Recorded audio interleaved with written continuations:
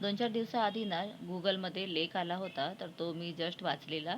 त्याच्यामध्ये चहा चपातीबद्दल लिहिलेलं होतं, की चहा चपाती सकाळी-सकाळी आपण खातो, तर ती खाऊ नये. त्याच्यामुळे आपल्याला जास्त कार्ब्स मिळतात वगैरे. पण मी म्हणते आपल्या महाराष्ट्रामध्ये किंवा भारतातच म्हणा, कित्येक फॅमिलीज अशा आहेत, की ज्या सकाळी उठल्यानंतर सगळ्यात आधी ना नाश्त्यामध्ये चहाबरोबर चपातीच खातात.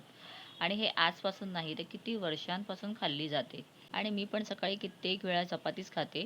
कारण सकाळी उठल्यानंतर ना सगळ्यात आधी चहा चपाती खाल्ली की मला समाधान वाटतं. सो आता मी सुद्धा इथे चपातीच बनवायला घेतलेली आहे. तर त्या चपातीमध्ये मी थोडा ओवा घातलेला आहे, थोडंसं मीठ घातलेलं आहे आणि तूप किंवा तेल लावून मग आतमध्ये मी आपलं फोल्ड करून घेते.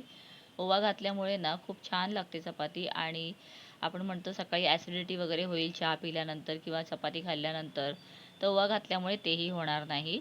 आणि छान आता ना फुगलेली चपाती आणि त्याच्यानंतर मी त्याला आता खरपूस करून असं ना मंद आचेवरती शेकून घेते. कारण अशी खरपूस भाजून घेतलेली चपाती ना खाण्याची मजाच वेगळी असते. तर तुमच्यापैकी कोणाकोणाला आवडते कमेंट करा.